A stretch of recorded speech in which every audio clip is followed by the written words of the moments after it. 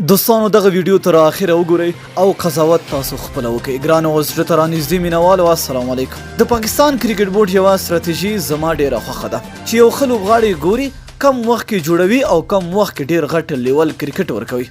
زه یو څو بیلګې درکوم. څو کاله وړاندې لیګ بریکر یاسر شاه چې د کورنۍ کرکټ یو عادي لوبغاړی و د یوې افغاني لوبډلې خلاف هم ولوبېد. نورې غټ لیول کرکټ نه و کړی، یو دم یې ټیسټ لوبډله کې واخیست چې ډیر ښه ثابت شو. د انګلستان، استرالیا او نورو غټو لوبډلو خلاف یې ښه بالینګ وکړ او ډیر سیریزونه یې ورته وګټل. اوس په 15 ټیسټ لوبو کې له 200 څخه ډیرې ویکټې لري. فخر زمان خپل تجارتي لیګ نه سمدلاسه لوبډلې ته واخیست چې په لومړیو 2 کلونو کې دنیا حیرانه کړه. د هند خلاف د چیمپئنز ټرافي فائنل کې سیریز وکړه او ټرافي ورته وګټله چې تر ډیره به د پاکستان کرکټ په تاریخ کې پاتې وي. د زیمبابوې په وړاندې غبرګه سیریز وکړه، د سید انور ریکارډ یې مات کړ او د پاکستان لخوا لومړی لوبغاړی شو چې په یو ورځنیو سیالیو کې غبرګه سیریز کوي. د 2014 کال 19 کلنو نړیوال جام وروسته شاهین شاه راواخیست. ټیسټ کرکټ یې پرې وکړ، همدا سږ کال نړیوال جام پرې وکړ. اوس وګورئ بهترین فاسټ بالر دی، 6.6 فوټه قد لري چې په هر ویکټ حتی د دوبۍ په مړو ویکټو هم بیټسمنان ګډوي.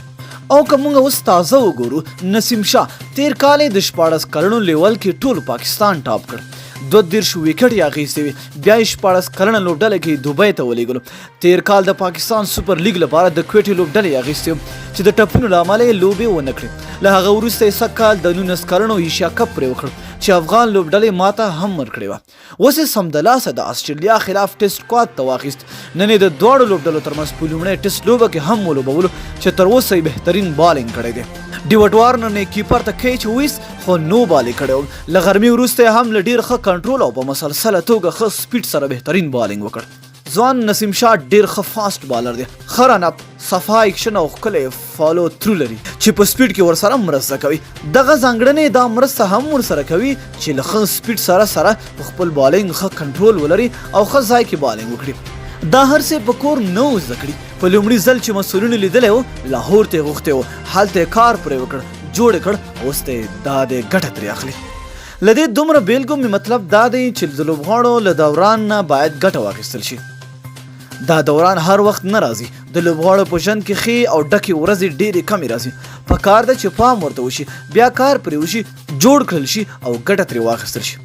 زمونږ والاو لکه څنګه چې راشد او مجیب نه همداسې ګټه واخیسته، ځینې نور هم دي چې دورې دی او باید کار ترې واخلي. خو زه په دې ښه ډاډه یم چې زمونږ کرکټ بورډ د لسګونو نورو لوبغاړو په څېر به ډېر نور هم په دې بهانه ضایع کړي چې لا ځوانان دي او باید کورني کرکټ کې پاخه شي، وروسته به کرکټ ورته ورسیږي.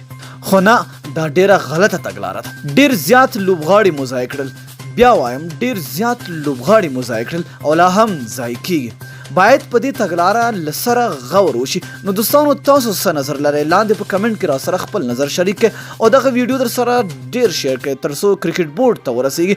تر بیا او بلې ویډیو د الله په امان.